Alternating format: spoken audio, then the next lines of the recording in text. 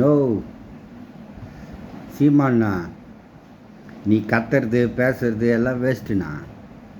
10,00,000 கோடி கடனுக்குது, 10,00,000 கோடி கடனுக்குதுன்னு திருப்பி திருப்பி ஏன் கத்தினி கேட்குற நீ? அவனுங்க சொல்கிறானுங்களே வெள்ளை அறிக்கையில் 13,00,000 கோடி இது கடன், 13,00,000ங்குதோ 10,00,000ங்குதோ இல்லை 15,00,000ங்குதோ கடன். இன்னும் இவனுக்கு கடன் ஏற்று தான் போகிறாங்க. அதுதான் இப்போ அந்த டிஎம்கேல இருந்தானுங்களே இந்த ஃபைனான்ஸ் மினிஸ்டர், அவனுங்க தான் சொல்கிறானுங்களே அடுத்த 5 வருஷத்தில் 20,00,000 கோடி ஆக போகுதுடான்ட்டு. இது நீ கத்தவே கத்தாதான்றான். கத்துறது வேஸ்ட்டு தான், கத்தவே கூடாதுண்ணா.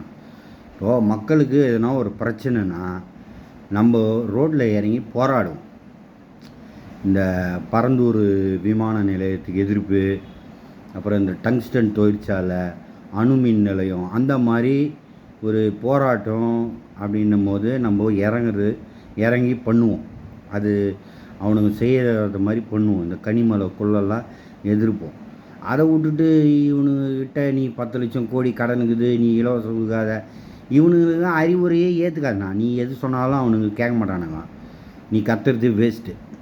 நம்ம எதுவுமே சொல்லக்கூடாது. முடிஞ்ச அளவுக்கு நம்ம மக்களுக்காக நம்ம போராடுவோம்.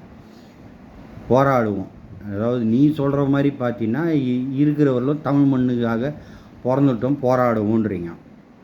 அது கூட இப்போ நம்ம கட்சியிலே இப்போ என்ன மாதிரி இருக்கிறாங்கன்னு வச்சுங்க, நாங்கள்லாம் வந்து போராட மாட்டோம். ஏன்னு வச்சுங்க, இந்த நாடும் நாட்டு மக்களும் நாசமாக போனாதான் இவனுங்கெல்லாம் திருந்துவானுங்க. நம்ம இன்னும் ஒரு 30 வருஷம் நம்ம கற்றுவோமா? அதுக்கப்புறம் இவனுங்க பட்டு திருந்துட்டோம். இப்போ இந்த விஜய்க்கு ஓட்டு போட்டவங்களாம் யாருன்னு நினச்சினுக்கிறீங்க? எல்லாம் 20 வயசு பசங்க, 22 வயசு பசங்க, 30 வயசு பசங்க, இவனுங்க சொல்லி 40 வயசு பசங்க ஆளுங்க தான் போட்டிருக்கானுங்க. நீ நம்ம எவ்வளோ கத்துனாலும் இந்த 20 வயசு குசமாலங்க இன்றைக்கி விஜய்க்கு போடுவோம், நாளைக்கு சிவகார்த்திகேயன் போடுவோம், அதுக்கப்புறம் இன்னொருத்தன் டான்ஸ் ஆடின்னு அவுத்து போட்டுன்னு வந்தானா அவனுங்க போடுங்க. அதனால் இவனுங்கெல்லாம் நம்ம கத்தவும் கூடாது, விளக்கமும் சொல்லக்கூடாது.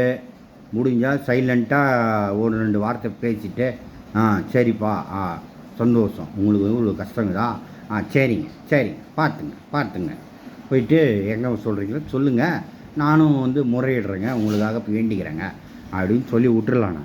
வேஸ்ட்டுண்ணா. இவனுங்களுக்கெல்லாம் திருந்த மாட்டானுங்கண்ணா. இவனுங்க எரிச்சலாகுதுண்ணா இவனுங்களை பற்றி பேசினாலே.